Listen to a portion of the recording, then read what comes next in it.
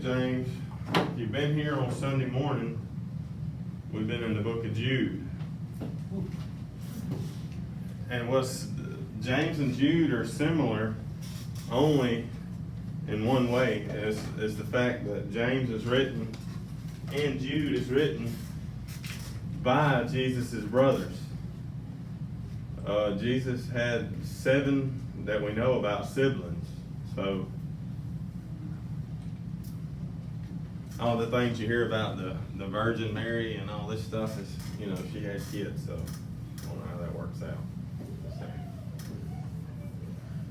So James is Jesus' half brother, because James was, Mary and Joseph would have been his dad.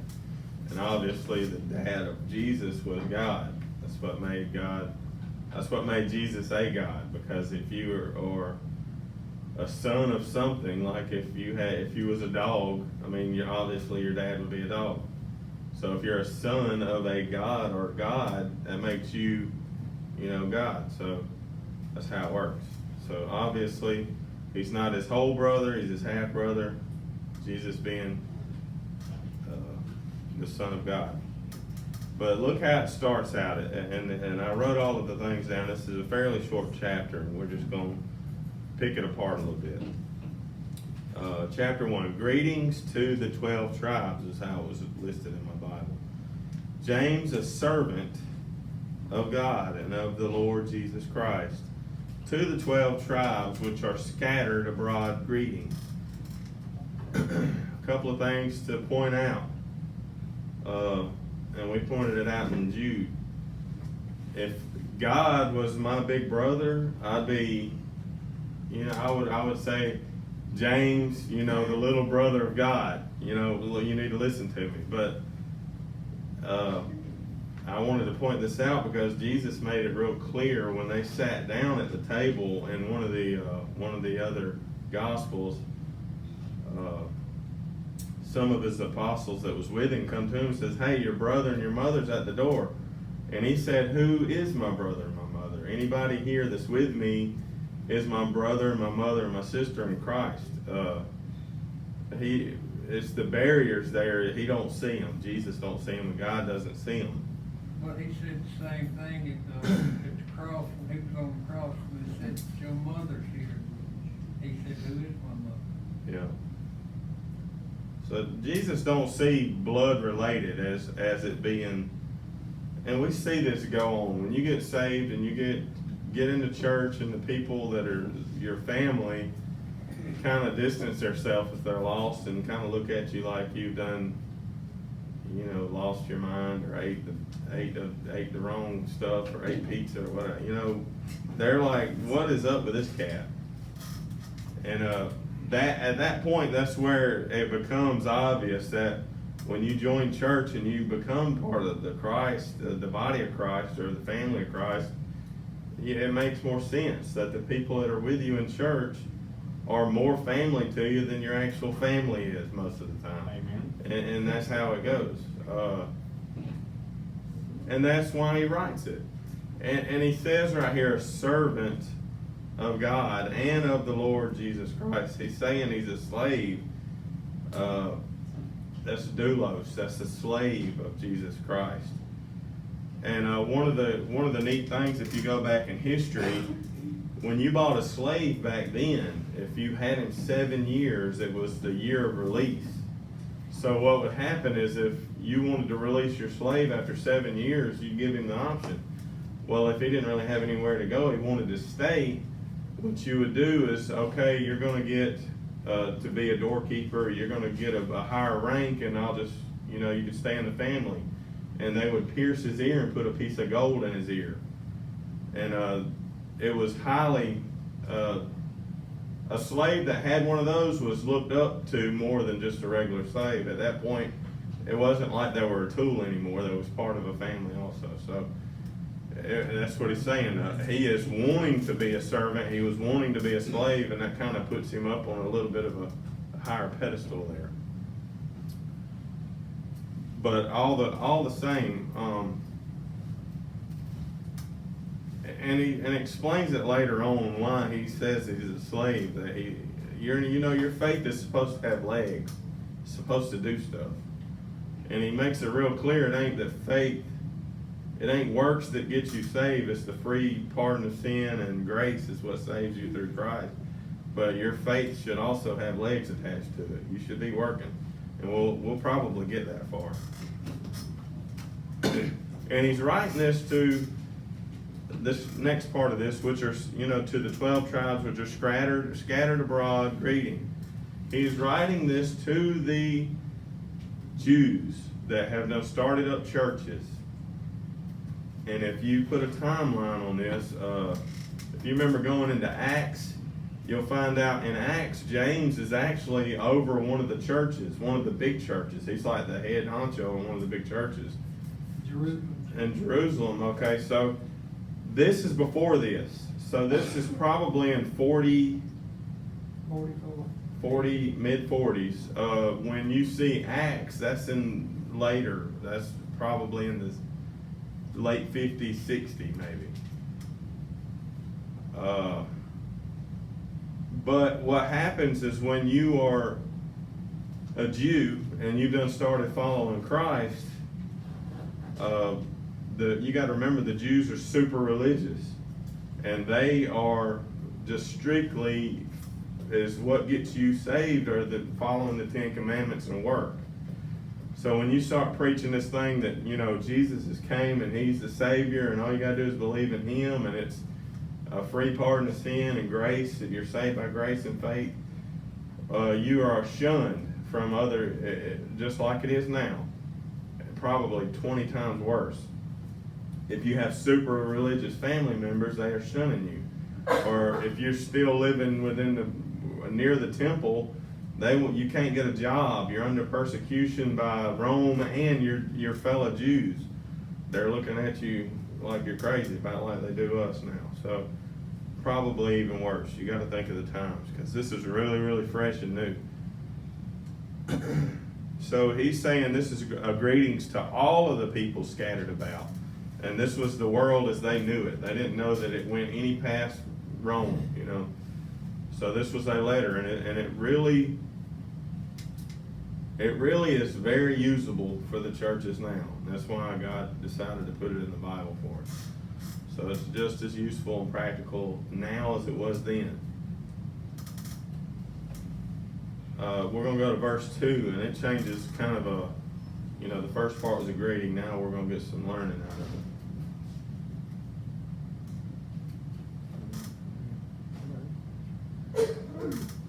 Okay, trials make patience. My brethren, count it all joy when ye fall into diverse temptations. This is diverse temptations. This is all kinds of different temptations. Count it joy when you are tempted. And that just sounds weird, don't it? You got to remember, a temptation is not a sin. You've seen Jesus being tempted by the devil. That don't mean that he sinned. It was there in front of him, and if he would have succumbed to the temptation, it would have at that point become sin. But you're supposed to count it joy when all these temptations are coming. If you're not being tempted by the devil, you're not doing something right. Okay, just putting that out there. It says that back then, that temptation, it says in here was a normal part of a Christian's life. Still is. Because you're fighting off the devil, and that's what you're supposed to be doing if you're a Christian. Being able to. That's why we have the armor in Ephesians. 3, knowing this, that the trying of your faith worketh patience. Now, have you ever prayed for patience? It's not necessarily a bad thing. Just know what you're praying for. If you're praying for patience, patience is just like a bicep. If you want it to get bigger and stronger, you got to make it work, okay? So if you pray for patience, just look for trials to be coming your way, because you're going to be working some patience. As Paul says, does that make sense? It's like a boxer fighting in the wind. Yeah, well, you know, I just watched Rocky. Well, Rocky was gonna fight the dude. I mean, the first time he went out there and ran, he was like falling over when he got to the top of the steps. By the time the day the fight came, he was up there dancing around when he got on top of the steps. Y'all remember that? The song? I watched the rest of it today, y'all. But you got to work that patience. You can't just pray for it. I want it now. I want it now. That's not gonna happen. That's not how it works. You're not a 2-year-old. It's gonna be because you work for it. Verse 4. But let patience have her perfect work, that ye may be perfect and entire, wanting nothing. Enter, wanting nothing. Is that enter or entire? Entire. But let patience have her perfect work. Now, if you've ever noticed that if you are impatient, it usually does not turn out well. So that's just backing up the point that being patient usually is a good thing. It is letting patience have her perfect work, and perfect meaning that it's, you know, it's perfect. It's spotless, clean, it's good. That you may be perfect, entire, wanting nothing. And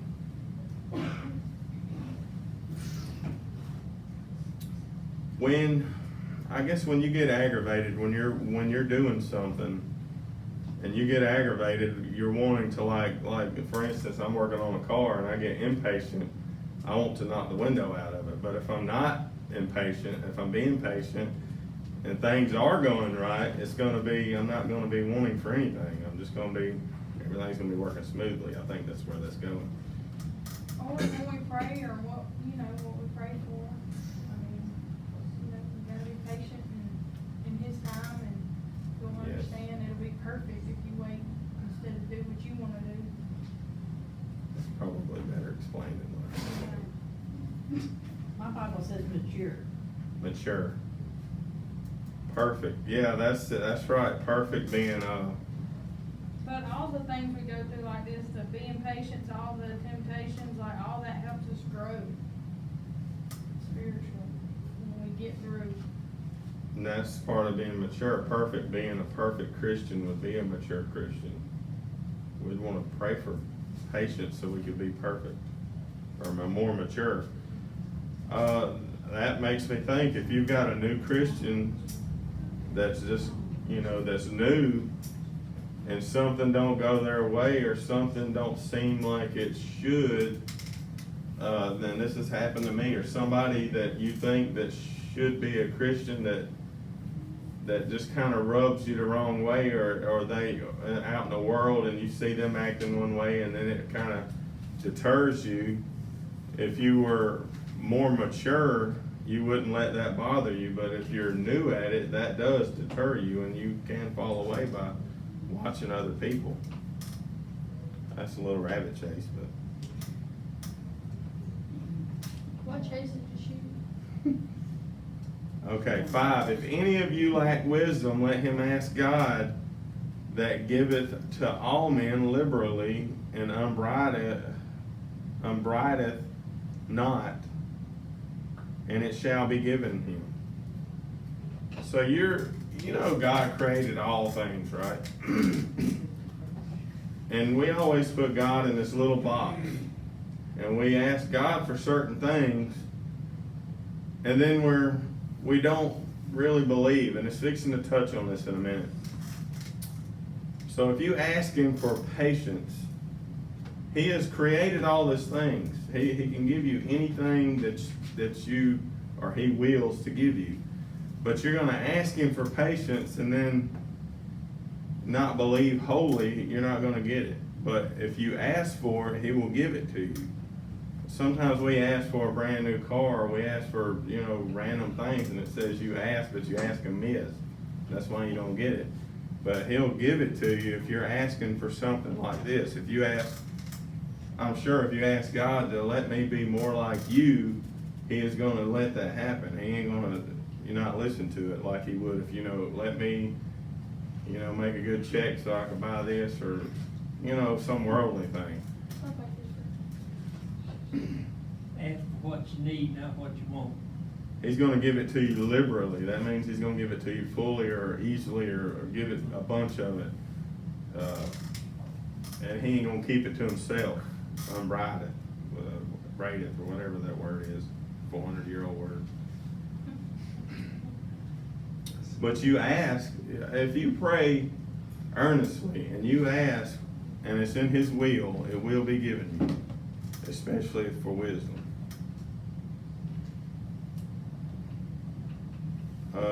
And this gets into the not wavering part.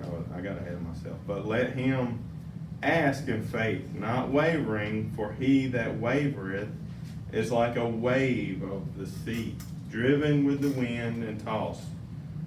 Now, I know all of y'all have been to the ocean, and you can be like trying to take a picture on the edge of the ocean right here, and then all of a sudden, the waves are hitting you on the ankles, and all of a sudden one hits you in the back and knocks everybody over. The wave is, the ocean is very, very, you don't understand it, and you ain't going to be able to tell what it's going to do.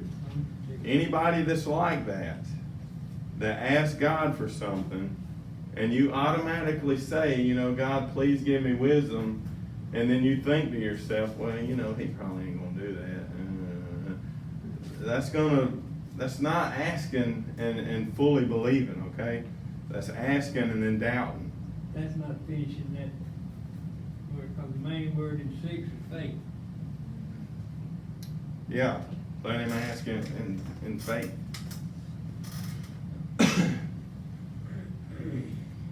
Not wavering. So just keep that in mind. When you praying, give it to Him. Don't pick it back up. That's what, we always say that. Don't pick it back up and walk back out the door with it. That's exactly what you're doing, is you're wavering. Your faith is wavering. You're just being back and forth like the winds in the ocean. Just whoosh, whoosh, whoosh. And this is where it really counts, though. For 7, for let not that man think that he shall receive anything of the Lord. Okay? Now, if you have laid it down at the altar, if you've prayed about it, and then you think to yourself, or doubt, or say, that, I shouldn't even pray that, you're not going to get it. It says right here plainly, let that man not think, for let not that man think that he shall receive anything of the Lord. And even again, verse 8, a double-minded man is unstable in all of his ways. And that'll carry through to your whole life. I could sit at the ice cream place. If it's got more than chocolate, vanilla, and strawberry, it'll take me 30 minutes to pick out what I want. I'm like the most undecisive person in the whole world, and this right here really steps on my toes. I do, and this will go throughout your whole life. If you can't stand firm on what this word means to you and believe in it and pray and believe in what you're praying for, you might as well not even be praying for it. Right here it says if you don't believe in it wholeheartedly when you ask, you're not going to get it.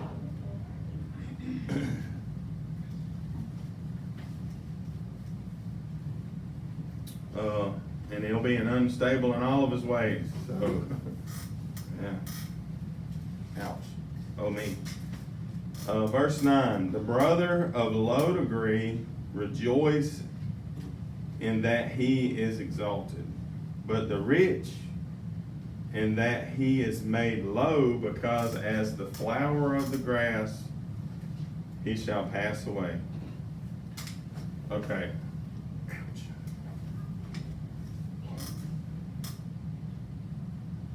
So if you go throughout life and you've lived your whole life poor, you have something to look forward to at the end of this lifetime. But if you're a rich man, and this is the thing about being rich, is you can have a false sense of security. None of us have to worry about what we're going to eat when we get home. If we were to the point to where we were extremely poor, we would be dependent on God every day, every step of the day, to be fed daily.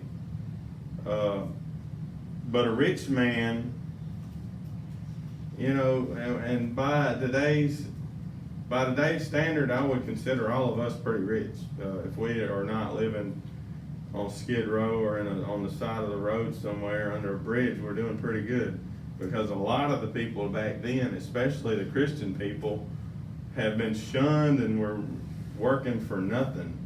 And if they even had a job, and eating garbage or whatever, living under, you know, trees and not having nowhere to go. So this is raising up people that are poor and are broke, and you know, one day you're going to have something to rejoice about.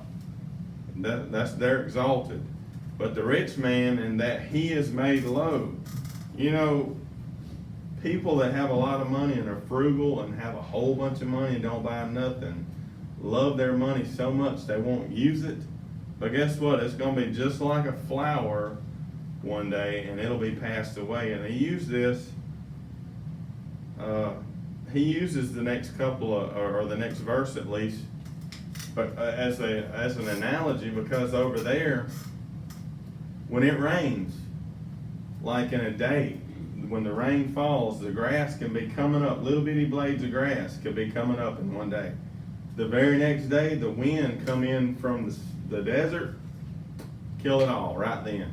Same way with the flowers. The flowers could be up and pretty one day, and you can get that desert wind come in, and your whole everything you got's dead in one day. That also goes back to the parable out of Luke we talked about. You know, the guy that had done all that field work, and he said, I'm going, you know, I've done good this year. I'm going to build more barns. I'm going to put all my stuff up in these barns, and I'm just going, you know, eat and drink and be merry. And then what did God do? He said, today will be the day. You know, you put all of your time and money into all this earthly stuff, and today's going to be the day, big boy. You know, you look at that verse 10 but also tells in there, you know, no matter where you're rich or poor, God still thinks that everybody equal. Yes. That's what he's doing here. He's putting everybody on the same playing field. Because at the end of the day, your money ain't gonna be no good. And because you ain't got no money, you got something to look forward to. So everybody's on the equal playing field. 11, for the sun is no sooner risen with a burning heat, but it withereth the grass, and the flower thereof falleth, and the grace of the fashion of it perish. So also shall the rich man fade away in his ways. And that's what he was talking about. He uses that analogy, and you'll see that I think James uses more earthly analogies and nature and all that stuff more than anybody. He uses the sea and the plants and the ship, and he uses all kinds of analogies we could use today and know about today. So some of these people, unless you know stuff out of the Old Testament, you'll never know what it's meaning. But James is like the most practical book. A brand new Christian could read James and know what it means right off the bat. It don't beat around the bush. It's point blank.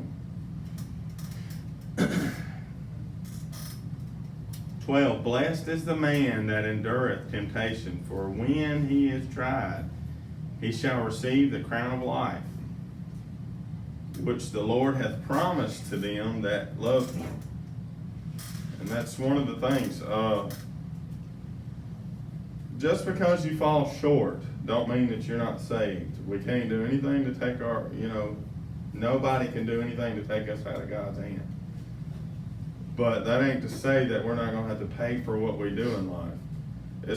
He's saying right here, blessed is the man that endures temptations. When you actually fail at a temptation, that means you have caused sin. And sin, the penalty of sin is death. Anything that you do that is a sin in your lifetime will shorten the span of your life.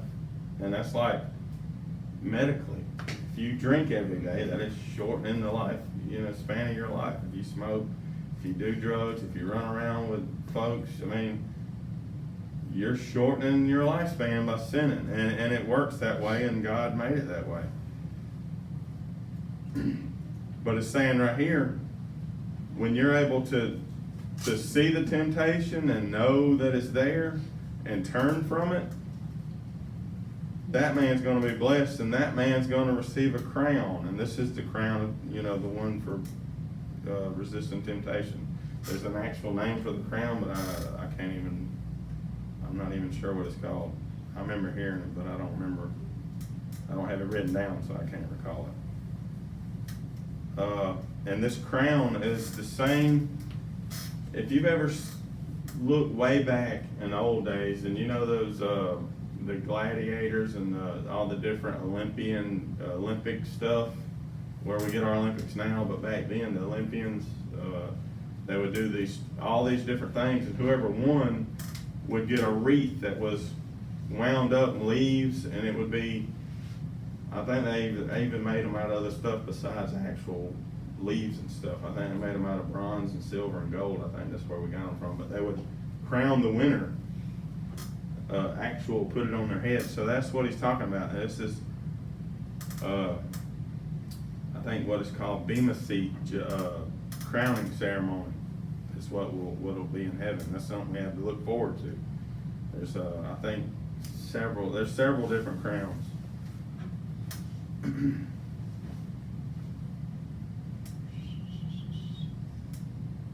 Okay. 13. Let no man say when he is tempted, I am tempted of God, for God cannot be tempted with evil, neither tempteth any man. So when you're going through a temptation, just know that it's devil. And then there's a lot of difference between a temptation and a trial, okay? A trial is to help you and to build faith. We just went through that. Trials make patience, and patience helps build faith. Well, a temptation, although maybe, and you'll see it in Job, that's why I wanted to go to Job after this. Job was tempted of the devil, but you seen what happened in the first of Job. The devil was going to and fro from earth to heaven, and the devil said, hey, look at your servant Job. He'll curse you if you let me, take his, and he said, you can do whatever you want, just don't kill him. So the devil ended up taking all of his land, all of his crops, his house, killed all his children, just for God to prove, that Job wouldn't curse him and was a good man to the devil. That's a crazy book. We're going to go through it after this. So just know trials, when they come, if they're a trial, that's one thing, but if it's causing you, if it's something that happens that could cause you to sin, that is from the devil. That's from his people. But, like I just said, God allowed that to happen to you through the devil. So you can't blame God, you can blame the devil. I guess what I'm trying to say here is exactly what he's saying right here. If you're going through a temptation and you fail and you want to say, why would God do this to me? Why would God let this happen to me? That's what he's saying. You can't blame God for something that you did. It says clearly that if you're going through a trial or a temptation, that God will leave a doorway for you to go through. I can't remember exactly how it's quoted. I think it's in Romans. But and that's where that saying, no, God won't put no more on you than you can bear, it's misquoted all the time. And God wants to put more on you than you can bear, so he can break you to make you come to him. It's not misquoted, they just hadn't read the other verse. Yeah, they didn't. They took it out of context. So when you fail miserably at life, you can't blame God. Okay, that's what it's boiling down to mean here. Because it says right here, neither tempteth he any man. So God ain't gonna tempt you with evil. 14, but every man is tempted when, you can underline when, he is drawn away of his own lust and enticed.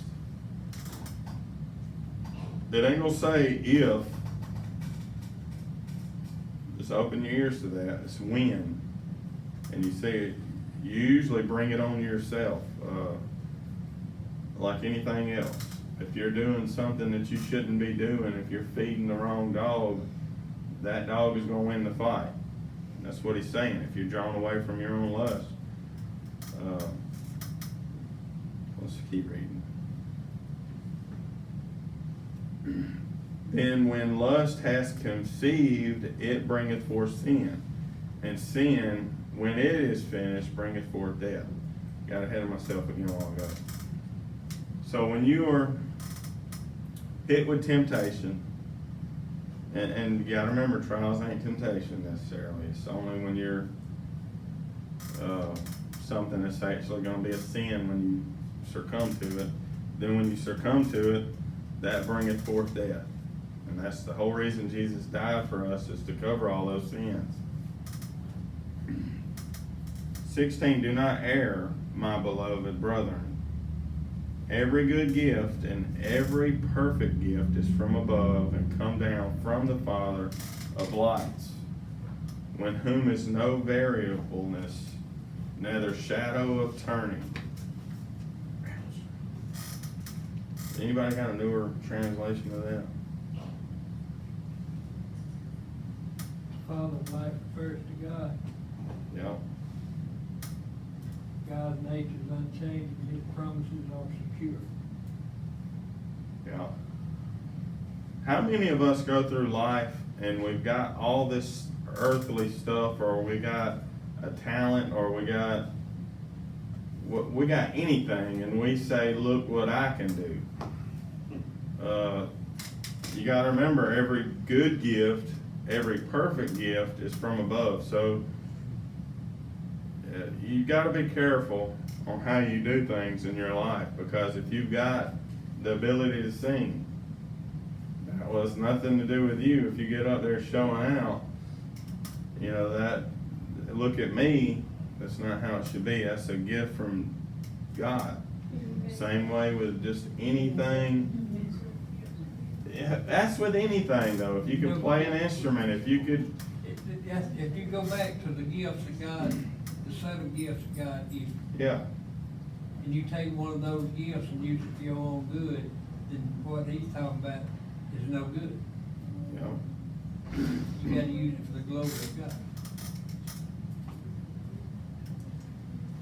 So when this is the thing, if you've got a gift and you're not using it for God, who's to say that you're going to be able to have this gift, or is he going to let you keep having it? 18, of his own will begot. Add something that. Yeah, You're go talking for it. about that perfect gift you have. Yep. I was talking to this man the other day, and he could draw anything, Mhm. just perfect. And he went to this place where they take him books, and they draw all them graphic pictures and everything. While he was doing that, he had a stroke. He said after he got over that stroke, that he started drawing Christian Mm-hmm. cards and pictures and all, and said he got all his strength back. That's where you ever realize that that first time you started that gift, the devil is reading you in the shape you are now. He said, yes, if they took something like that to straighten me out. That's a cool story. So that,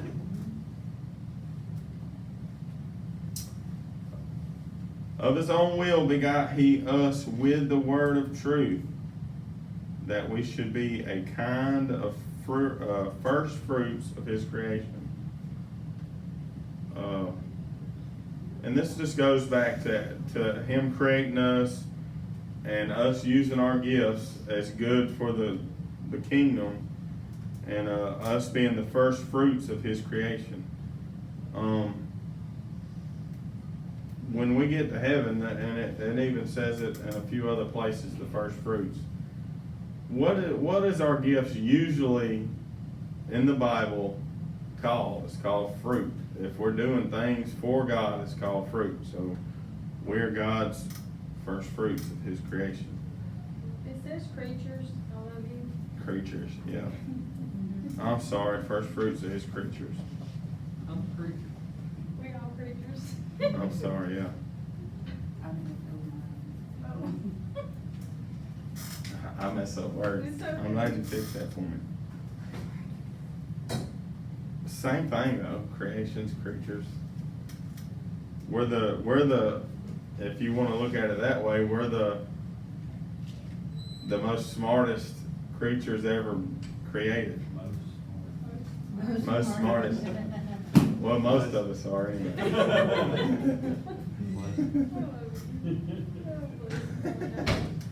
Okay, we're gonna move on to the next part of it. We're gonna try to get through this. Hearers and not doers of the word. Wherefore, my beloved brethren, let every man be swift to hear and slow to speak, slow to wrath. And this goes back to genetics. This one ain't my turn. We have 2 ears and 1 mouth. We are supposed to be swift to hear, slow to speak. Now, I don't recall not one time being upset with myself about something I heard. Okay, does that make sense? Because if you're slow to wrath, you'll be good. We're actually saying it backwards. If you're slow to wrath, you'll be slow to speak and swift to hear, okay? If you say something that is going to hurt somebody, you always regret it. But if you'll listen and not speak and be slow to wrath, just remember this. It's a whole lot easier to hear something and be sorry for it than it is to say something and be sorry for it, because you're the only one hearing it.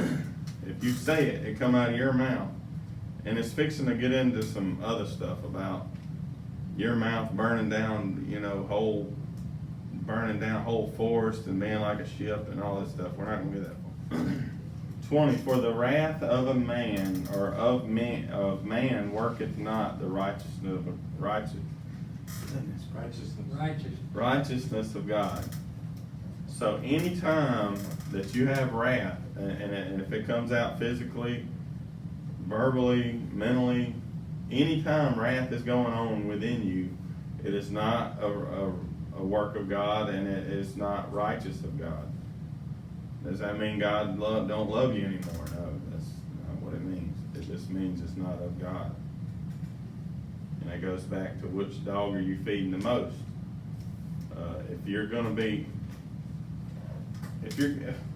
Just for instance, if you got a paint can full of orange paint and it's overflowing to the top, when you agitate the paint can, orange paint comes out of it. Blue paint don't come out of it. So if you're agitated, what's going to come out of you? If it's wrath, it's not of God. It's of the devil. You're not feeding the right spirit. You're not doing what you need to be doing as a Christian. And if you're around a bunch of new Christians or around people of the church and you get agitated and wrath comes out, what is that showing everybody? It ain't helping anybody. That could be actually hurting somebody that's a younger Christian, like I said before. Also talking about how to control the tongue. Yeah, we're going to get into the tongue controlling in chapter 3. That'll be a couple weeks. But I guess another point to do is, if you're out in the world and you're telling somebody about Jesus over here and then something happens over here and you act like a complete lunatic and they see you representing the church and calling yourself a Christian but you're a complete nutcase, they're not going to be led to Christ through that. 21, wherefore lay apart all filthiness and superfluity of naughtiness. Okay, what does that mean? Lay apart, lay it aside, put it away. Filthiness, we know what filthiness is. And superfluity, this is a weird King James word. Super, you can break it down, it makes it very easy. Super means a lot or more or better or abundantly. Fluidity means fluid. It flows. So overflowing would be an easy term to remember for this. Superfluity. Overflowing of naughtiness. We all know what filthiness is. We all know what naughtiness is. It's usually when a group of men come together and talk about a joke. It's all there. And receive with meekness the engrafted word which is able to save your souls. I don't think there's a whole lot of explanation there. You receive it with meekness. What does meekness mean? Humble. Yeah, humble. I always think of as somebody that's meek is always real quiet, like a mouse, listens, don't act out. You know, just to explain somebody that's a meek kind of person. So you put away the filthiness, the superfluity of naughtiness, and receive with meekness the word which is able to save your soul. And this is all in conjunction with not letting wrath come out and being growing up. And when I say growing up, being a Christian that is, you know, we always say that the Christian, when you're first saved, you always drink the milk. And that's like the Gospels, break it down, everything's kind of in a milk form. It ain't so hard to understand. But when you get to be a more older Christian or grown up in Christian, you kind of understand things a little bit more, so we can kind of get a little bit deeper. We can talk about spiritual things and, you know, some of the parables, and you can kind of soak it in better. This is what we're striving to be. We're trying to grow up here. 23. No. 22. Yes. 22. Okay, yeah, 22. But be ye doers of the word, and not only hearers, deceiving your own selves. Now, how many of us are deceived ourselves because we go to church and we read the Bible and we call ourselves a Christian, but we are deceiving ourselves because we're not doers. We don't. This is the whole thing about it, is when you get saved and you become a Christian and you start going to church, and when you start getting a little bit of knowledge, you need to start sharing it with other people and, you know, trying to invite people to church or trying to get people saved. I know it sounds crazy that everybody really is supposed to be a preacher. We're supposed to tell people about Jesus, tell people about what he did for us. We're supposed to be doers of the word. And it goes back to, you know, being nice to people and not letting wrath come out of your mouth and not being a lunatic in public and all the stuff we just talked about.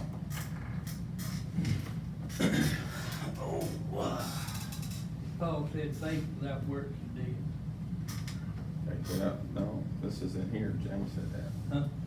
Didn't James say that? Paul did too in 1 Corinthians. And he's finna say it here too, I think. Okay, don't deceive yourself if you think you're doing good just by going to church. Okay. For if any man be a hearer of the word and not a doer, he is like unto a man beholding his natural face in a glass. For he beholdeth himself and goeth his way, and straightway forgetteth what manner of man he was. And he's talking about looking in a mirror, okay? When you look in a mirror and I'm trying to explain this in a good way. If you look in a mirror and you walk away and forget what you look like, is what he's saying here. It was explained to me a whole lot better than I'm explaining it to you. I'm just trying to remember what he said.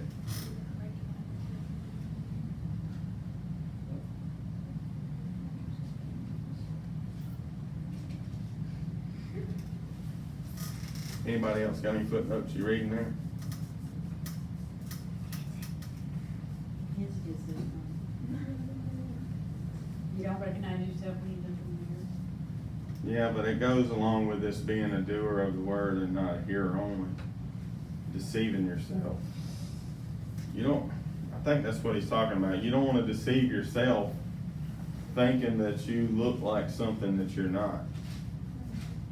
If you're not very good looking, if you look in the mirror and you say, I'm not very good looking, you walk away and you think you look good, you're deceiving yourself. That's putting it way out of context there, but you know what I'm saying. It don't really mean how we physically look. I know what I'm saying. He's talking about a spiritual mirror Yeah. looking at your heart. That means how you act. You think and act like you're perfect, and you do all these ugly things that are imperfect. You need to be up here teaching this class. Keep going. Just stuck on the mirror and how you look. That's what it means, though. What does it mean? It does mean that. If you go through life thinking that you're perfect, and then you act like, if you act like you're perfect. Dang it, how did you just say that? You think you're a certain way, you're perfect, and you're good, but you do all these ugly things. Yes. In your mind, you're perfect, but on the outside, you're not. In less words. We may go back and then go back. 'Cause I want to explain You that. hear a little about the better. word of God, but you don't act on what's good. Okay, this will probably explain it. For he beholdeth himself, I'm gonna back up a little bit, and goeth his way, and straightway forgotten what manner of man he was. And that's what explains it right there, manner of man he was. But whoso looketh into the perfect law of liberty, and continueth therein, he being not a forgetful hearer, but a doer of the word, this man shall be blessed in his deed. I should have read the whole thing. It makes a little bit more sense now. So you go through life, you do all this stuff, and you hear the word, you soak it in, and you're not doing it. It's not doing you any good. It's the guy that goes in and hears it and does it, and it shows, the fruit of it shows, that's when it's good.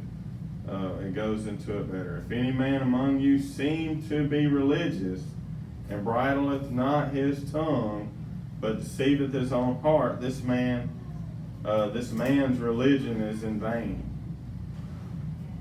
So that's what that means.